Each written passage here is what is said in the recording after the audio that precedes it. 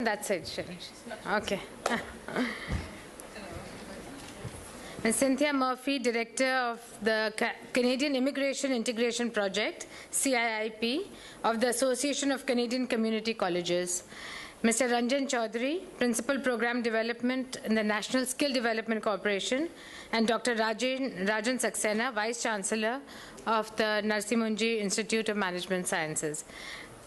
May I ask Mr. Shailesh, before I invite Shailesh to take over and moderate the session, I'd like to thank our session partners. ILSC, Mr. Rod Harding is here as well, and who have supported us for the session, and Maple Edu Connect, Mr. Vinay Chaudhary, who is here as well. Thank you very much for your support, and thank you for being here with us as well. Over to Shailesh. Thank you. I apologize on behalf of the chamber for making you sit through a session at 2 in the afternoon.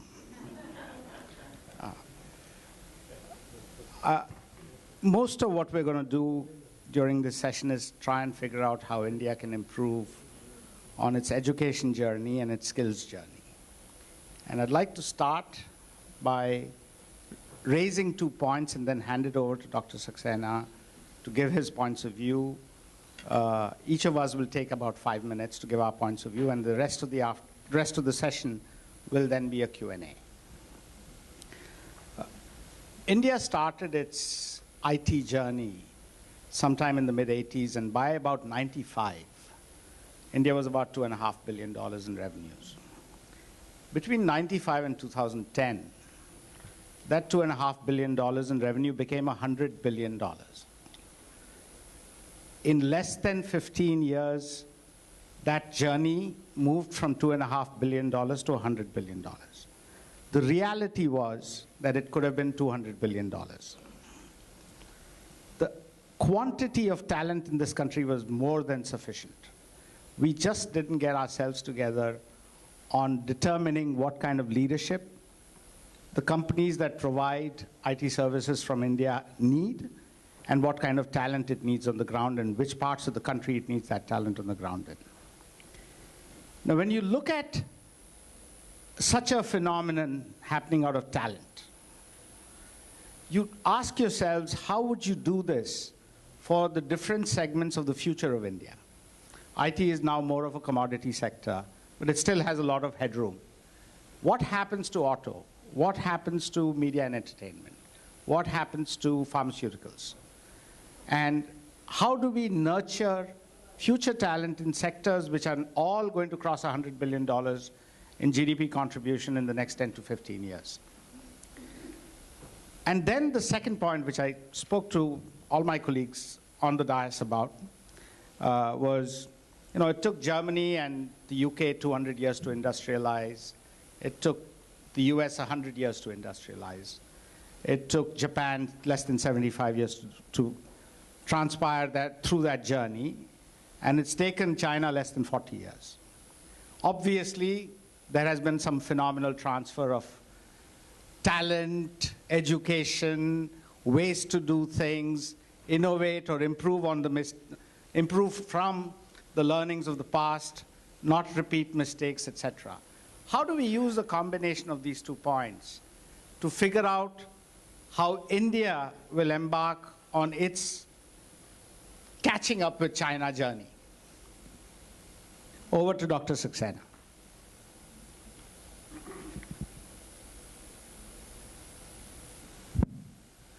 Thank you, Shailesh. And I think you did make, you did make a very, very interesting kind of point, which was in terms of the kind of journey that India has made in the IT sector and has made a mark at the global level in the IT sector. And perhaps the question that comes back is that when we look at the GDP, when we look at the growth of some of the other sectors, what is the role of the talent? What are we really doing on talent development in the country?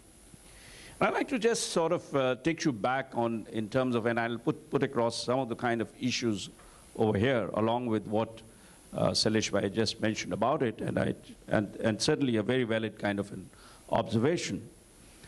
If we look back in terms of per se and look at what is it that can possibly characterize this country today, we certainly are, we all know that we have a demography which is there with us. And it's been touted as a demographic advantage.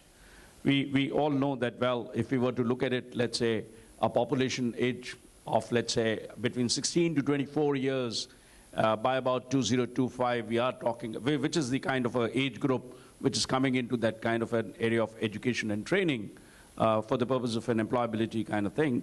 That's going to be virtually the second largest group in the population itself by 2025, which means almost about 30% of the population in the times to come is going to be in that 16 to 24 kind of an age group, which is a very, very large kind of a population group that we are saying.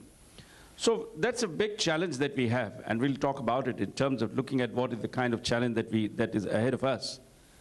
And also, if we were to look at the education sector, and certainly, well, let's say if we look at the IT sector, I think a very big role has been played by the engineering colleges that came up in 1990s in really contributing to this kind of a potential or a contribution that IT sector has made to the world economy itself. So today, in terms of the education sector, we are today certainly ranked as second in the world in terms of enrollments, if we look at it in terms of the enrollments.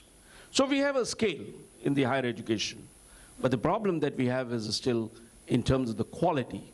The quality of this kind of a system that we have today still becomes a big kind of a question mark, and which is where we will come back in terms of looking at what is the kind of challenge that we have ahead of us.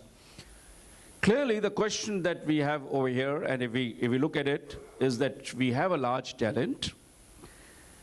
We have certainly seen the growth of the professional education in the last 2 decades itself in this country, whether it is engineering, it is medicine, it is management, it is computer education, name it. There's been a kind of a quantum growth. But more important thing is that this country is also known today for developing some very, very affordable innovations. Whenever we think of India, we are talking about affordable innovations. Great examples that exist in the IT sector, that exists in the automobile industry, exists in FMCG, exists in practically in all the sectors that we talk about it. So we are known for affordable innovations. But then if we have to continue with this kind of an affordable innovations, how do we convert this demography into a productive human resources? And if we look at the number of jobs that are expected in the next 4 to 5 years within the country, we are talking about almost about 90 million plus kind of jobs in this country coming in. And if we are talking about 90 million plus kind of a job, the education and the skilling challenge that we have is of a humongous kind that we can talk about it. And that's one area that we need to be considering about it. So the question that we come about is that how do we educate them? And what is it that we have over here? There are 2 big kind of chunks that we got to really to focus on in education area. One is the skills part of it. We today see a large number of engineering colleges having capacity which is unutilized. We see the reports after reports tell us almost about 90% of the engineers or management graduates coming out from our schools are remaining unemployed. Why is that happening? Because we have not really focused on the skills part of it. And the focus has to be in terms of the collaborative learning. So what are the skills? And I look at the skills not just merely from the point of view of the technical, because whenever we talk about the skills, invariably the discussion gets down towards the vocational skills. I think, yes, vocational skills are important for the country, but at the same time, what is important is to also develop the professional skills and the conceptual skills, which are so very critical. Today we have a deficit across the entire skill spectrum itself, and therefore, when I look at, let us say, the collaborative kind of learnings, today, that's where we are really talking about it. And finally, when I look at how do we overcome some of these kinds of challenges, I look at it in terms of the 3 parts of it. That is, what's the role of the government? What should the government be doing? What is it that the private sector institutions have got to do, the institutional part of it, and what is it that the industry need to be doing? And we have some kind of perspectives. If you look at the government role, well, we all know that the government has a very major role in terms of providing the funds, for example, in education. It has played a very significant role, right from the first 5-year plan down to the 11th 5-year plan that we are talking about it, which has just finished, closed it at 849 or $850 billion. The 12th plan is almost about $1,107 billion kind of an investment outlay, which is almost about 1.3 times higher than that of. So the government is today a very big kind of a, will be playing a very major role in terms of providing the necessary kind of outlays, but everything is not going to come from the government. The government is also a big provider of education in our country. Policy framework, what is it? And I think today we have a big problem on the policy sector. That's where I was telling Suresh Bhai yesterday, that the biggest problem that we have today is there is a policy crisis in education. We do not have a policy which today responds to the current challenges. What are our challenges? Access, improving the access itself, quality, innovation, faculty development, and encouraging global collaborations. Because if we have to really talk about it, being at par with China, if we have to catch up with China, then I think we have to focus on all these areas. Unfortunately, the policies does not really respond to that. And finally, when I look at it from the perspective of the private sector, well, private sector is going to be a very, very major player, both in terms of the setting up of the institutions, as also in terms of the, let us say, the funding the research. And I think the industry has a very, very major role to play with us. Institutions have a very major role. The role is transformative. And I think that's where we look at it from the perspective of collaborations, that when we start looking at collaborations and learning from other countries, I think we've got to really learn from how the institutions in the other countries have played this kind of a transformative role. So my piece is institutions have a transformative role, how to learn from other countries, and the second piece that I have is what big changes we need to be making in a policy framework, which is what is really needed for this country, which will encourage innovation, which will encourage excellence and global collaboration. Thank you. Thank you so much. Over to Cynthia. Well, thank you for the opportunity to present this afternoon. I'm going to start off by telling you a bit about ACCC and then focus in on the key questions that we're addressing in this session today. First of all, I won't go into a lot of detail about ACCC. You each have one of these on your chairs to explain better about who we are. So ACCC is a membership organization, and some members are here with me today, and I'd like to ask them to stand up to identify themselves. Please. And when we get to the question part of the program, Joy, when we get to the question part of the program, I'm going to defer any institutional or questions that are not sort of umbrella organization related to these members, because these folks who are in the room are the experts. They are from the institutions who are working here in India, and so I think when those questions come up, it's much more appropriate that they answer them than I do. And I have asked them this ahead of time, so they're not totally surprised by this. So ACCC has 132 members from coast to coast to coast. You'll see we picked up one more member since this brochure was printed. We serve 1.5 million learners in 3,000 communities. And 1.5 million learners in the context of India is not much. In the context of Canada, it is, for a population of 34 million. So I like to think of it in terms of proportion rather than finite numbers. We deliver diverse applied programs in many sectors, and I'll just list a few because the number of sectors is huge. What I want to stress about the Canadian college system is the diversity of the learners, the diversity of the programs offered, just that it spans many, many sectors. And some of those are business, ICT, agriculture, animation, aviation, construction, health. The list is endless. Also, what's important for you to understand about Canadian colleges is we deliver diplomas, we deliver certificates, degrees, and advanced diplomas. So in addition to a wide range of sectors, a wide range of communities and learners, there's also a wide range of types of programming available. Interestingly, the average age of college learners in Canada is over 25. It depends on the institution and the province. And that relates to our demographic challenge, which is very different than the demographics of India. The median age in Canada now is 40. The median age in India, according to the latest source I looked at, was 25. So you can see our challenge is we've got a whole lot of people getting older. Who's coming through the system to fill the jobs, to fill the skills gaps, and quite frankly, to look after our aging population through improved health care. So the key to success in college programming, and that's the success of learners, the success of communities, and the success of employers, are keywords that we use to describe college programming pretty regularly. So it's flexibility. It's the ability to adjust programming to remain current and relevant, and that relates to responsiveness. There's programming that meets the needs of industry standards and ensures seamless pathways to the education and training needed to be employable. And that's done through ensuring that work terms are part of every college program.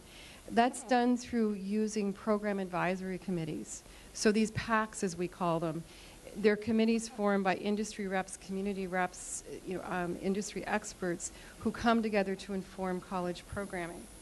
And they deliver or they provide that expertise through a consultative process that informs core programming and customized programming. I talked about the demographic challenge, and in part that's what's challenging our employers as well. Not only do we have a demographic challenge, we have a skills gap challenge in Canada. So we have regions in Canada where we have high needs for certain skills. For example, the ICT sector in Canada right now has an unemployment rate of between 2% and 3%, depending where you count it and who you talk to. There are jobs. We need people to put in those jobs. When you look at the energy sector, huge demand for workers, particularly those in trades and various jobs that will support that sector. We don't have the people trained to put in them. Yet the challenge of that, or the balance to that, is that we have communities in Canada where we have very high unemployment rates. So parts of Atlantic Canada, you have unemployment rates in the 15 to 25% range. So but people don't have the skills needed for the jobs. So that's one of the challenges. And I'm telling you this to try and relate to, how we can work with you in India to point out that we don't have a perfect system in Canada and a perfect setup, so that we can look together at how we can work in India. So the question that really, really came into my mind this morning was Nadira's question when she said not why India, but how India. And I think that's the point that we're at with the Canadian college system. This is the third trip for many colleges within a 13-month period. We're committed to working here. Our demonstration of that are the two MOUs that we've signed this week, one with the NSDC, which is an umbrella overarching MOU about, that's much better, thank you, about developing programs that are system-wide. And then under that, we signed another MOU with the Canada-India Water Training Consortium and the Reservoir Innovation Foundation. So we're developing college-to-colleges linkages and programs that are overarching as well. The one key piece, or the one advice that we have in looking at how we work with India to get there, to be there where we talked about, is to ensure that all activities and partnerships are relevant for the Indian context in India. And then when partnerships are two-way, which they always should be, that they're relevant in the Canadian context in Canada. So in conclusion, we can help India become a hub of learning by working at a system level and on an institutional level to deliver specific sector programs such as the ICT sector, or system programs such as teacher training, leadership training, curriculum development, and methodologies. Thank you. Thank you very much.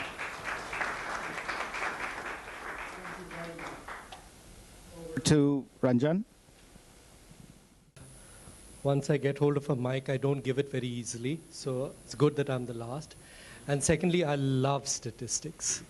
I leave it up to you to decide whether statistics are being used for illumination or for me like a lamppost as support. Okay, to take it forward, all of you are aware of India's demographics, and I won't go into the details. I will restrict myself to skills, because that's the area I work in. That's the area that I understand. The government is very committed in terms of its skills agenda, and hence we have something which is known as the National Skills Policy. And unlike policy documents, it is one document which I think is great, because not only is it a vision mission document, but is a roadmap as to how the government intends to achieve its mandate and who is responsible for what. When you look at you hear about skills, the problem with education, talent, the urgency is twin. One, of course, the more obvious one is the fact that if we need to grow at the rate that we need, the economic necessity is that we need to have a talent pool. But something which is not often looked at is that it is an imperative also in social terms. If we do not empower our youth to earn a decent living, we have a major problem in our hands going forward. This gets aggravated when you see or when you know of the high dropout rates that we have. Not very many people complete higher education or graduate. A lot of them are dropouts. Today, there are no academic or career pathways for them.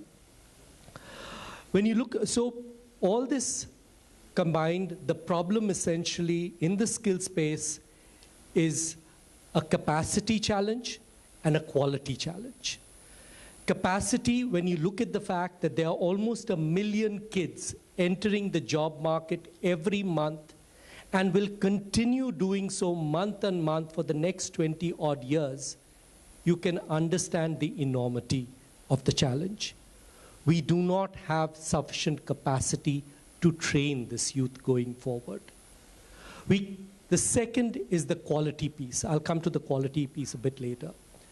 The government, unlike in the education space, as Dr. Saxena mentioned, when it comes to skills, the government has been very proactive in terms of policy. And I'll enumerate some of it.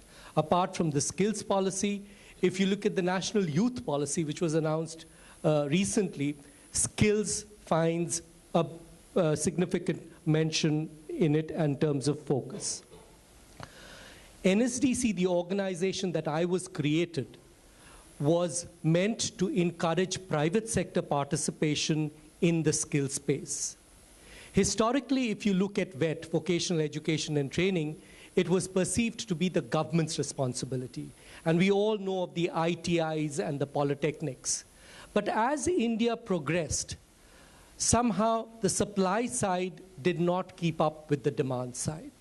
So they remained in a time warp, whereas the need for talent grew exponentially, both in terms of numbers and in terms of the different skill sets that sort of emerged.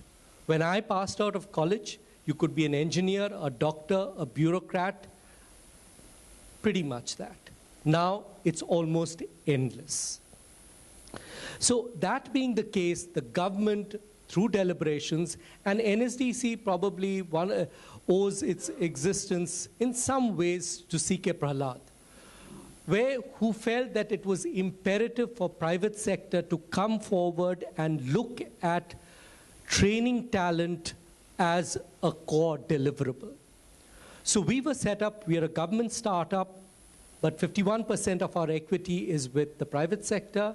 We are government funded, but we're a very small organization. None of us are from the government.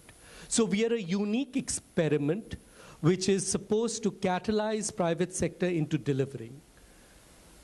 How many of you saw an ad yesterday in the Times of India on skills? Okay, that just shows how bad our ad was. Anyway, so in the last 4 years that we've been there, we've got about 120 private sector players who've decided to work with us to look at creating capacity for skills in a sustainable fashion as a business case. All of them trained about 14 lakhs in the 4 odd years that we've been in existence, and this number will go up exponentially as we go forward.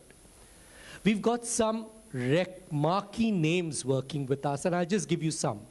Asian Paints, Bharat Forge, Apollo, Max, Future Group, different sectors, different skill needs, but all of them have come forward to address this need, which is both a social and an economic.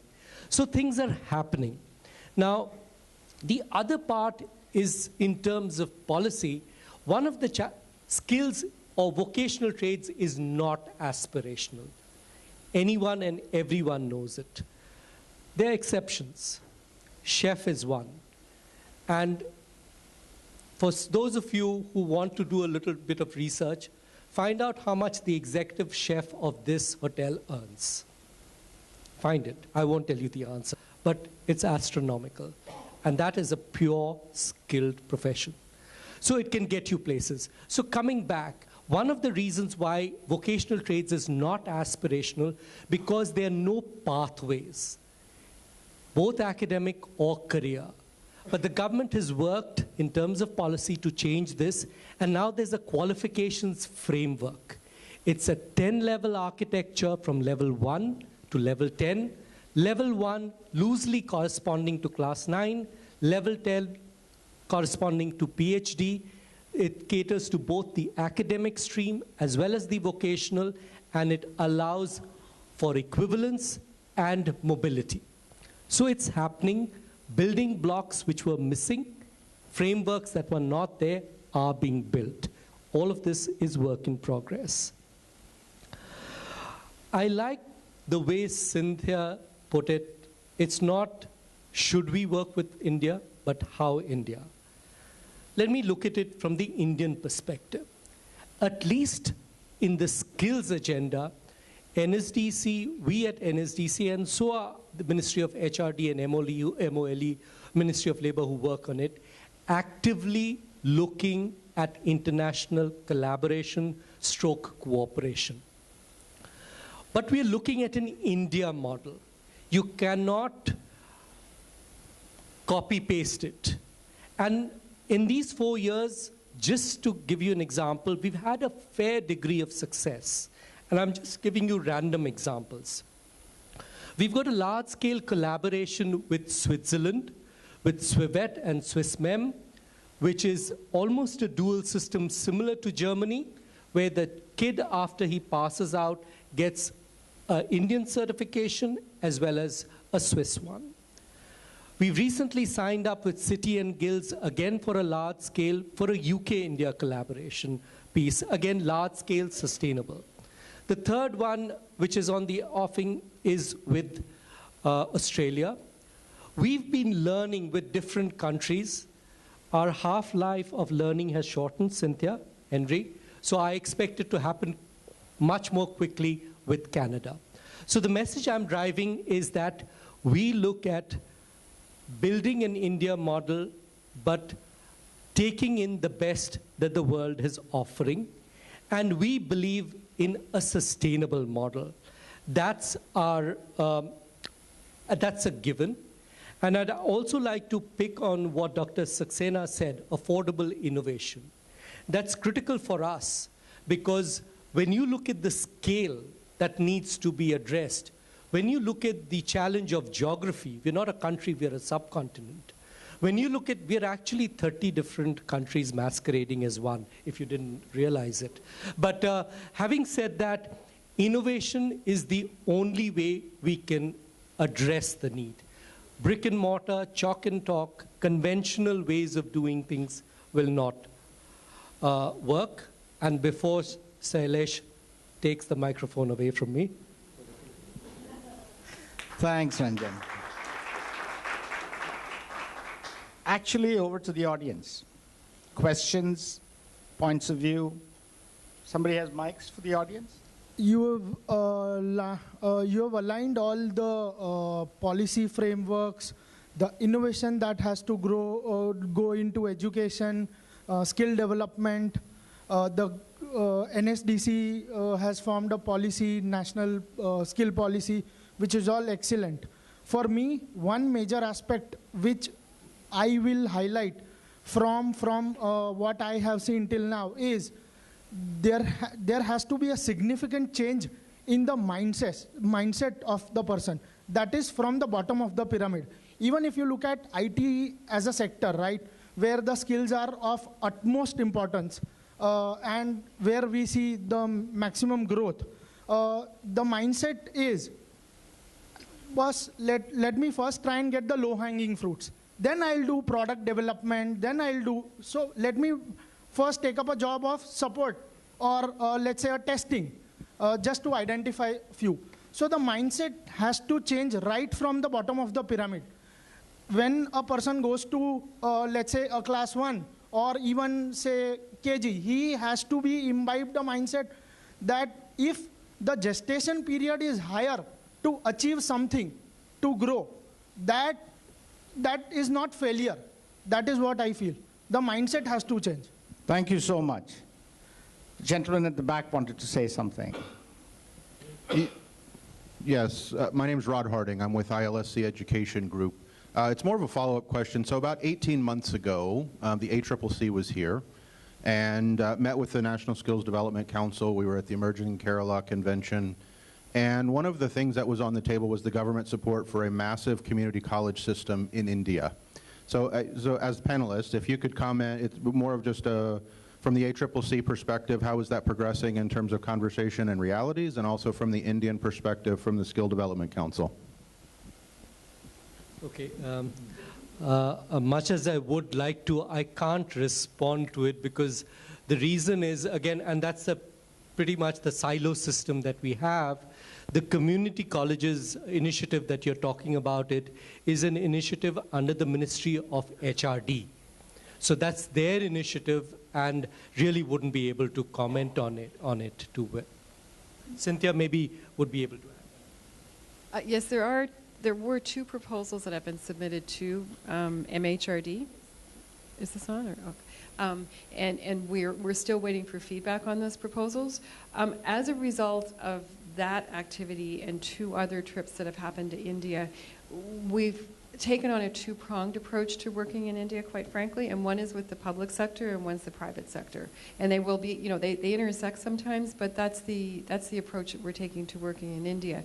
And we're finding that the work with the public sector, sometimes there's a lot more process and it takes longer for things to progress than it does with the private sector. We don't want to lose sight of either one, but that's a long way of saying that there are a couple of proposals that have been submitted, but not much activity on them yet. I just want to add one point, which is, if you take the community college issue that just got discussed, and you take the issue on the policy paralysis that the country has witnessed in the last few years, that Dr. Saxena alluded to, I'm not too sure we get it.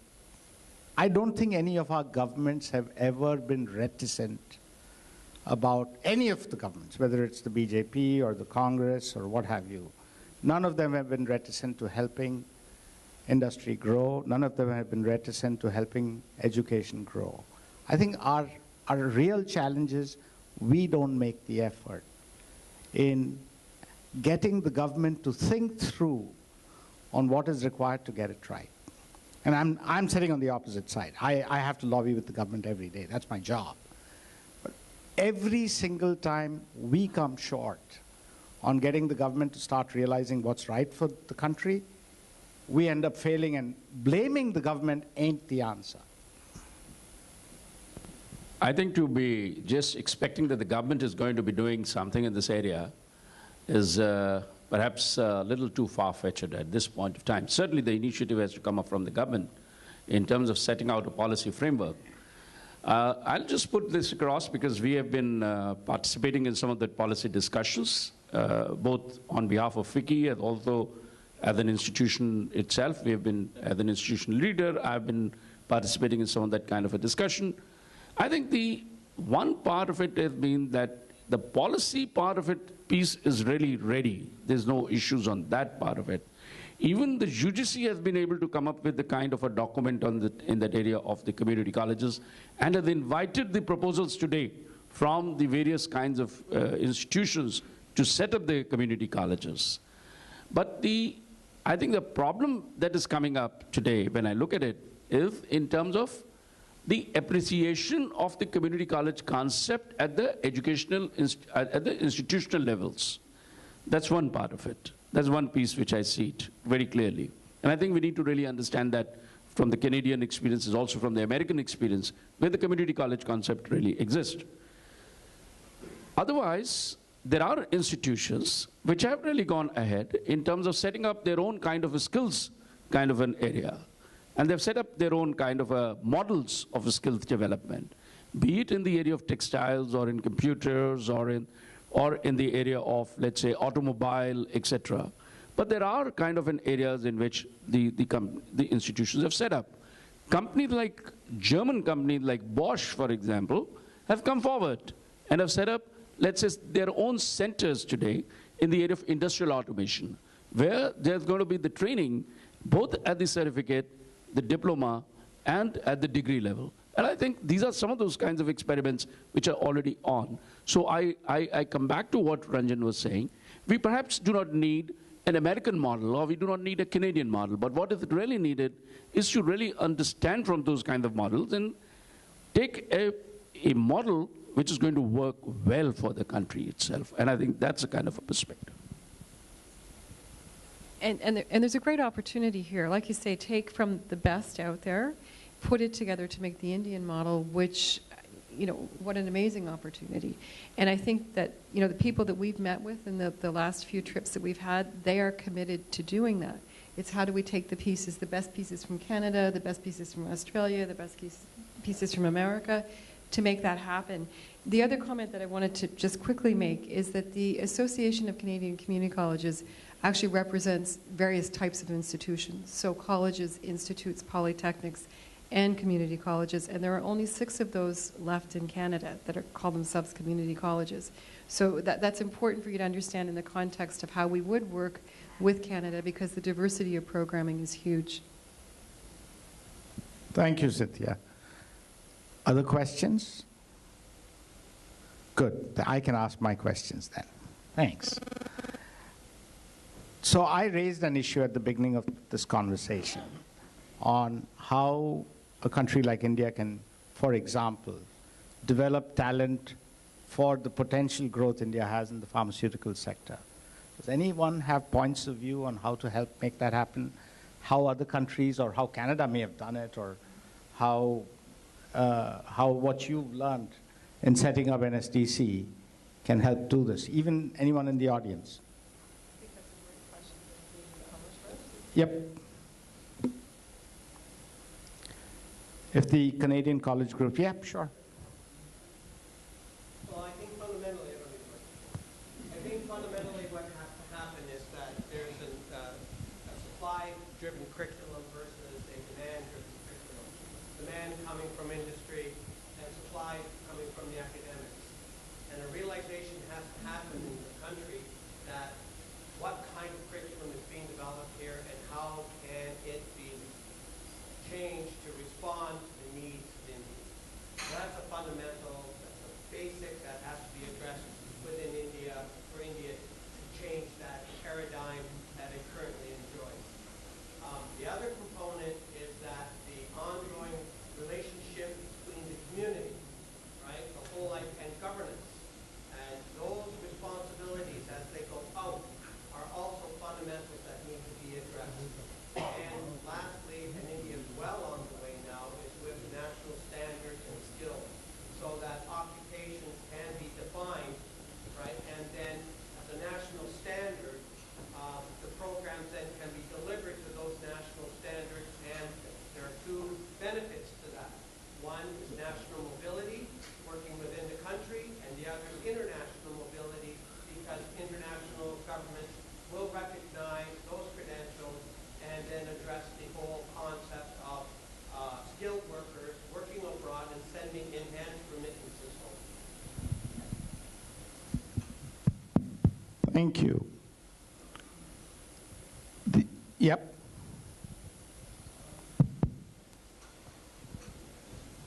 I was just wondering, amongst the panelists, how does the concept of learning centers or libraries fit in your models, actually. See, the problem is in India, one of the things that helps a talent growing is to have many libraries, which Canada has. And, you know, these are places which could be a community place to hold seminars and all in the evenings or after a person's daily routine. And it's a place where they can study. There's no opportunity like that anywhere, for instance, in North Bombay or anywhere in second tier or third tier cities, actually. And I was just wondering, you know, could this be something that you all would fit into your models? I realize it costs money, but it's quite an important concept. The importance Could, you know, I was thinking you have, you know, visiting people coming who are educated to give, you know, sort of talks and inculcate some talents in them.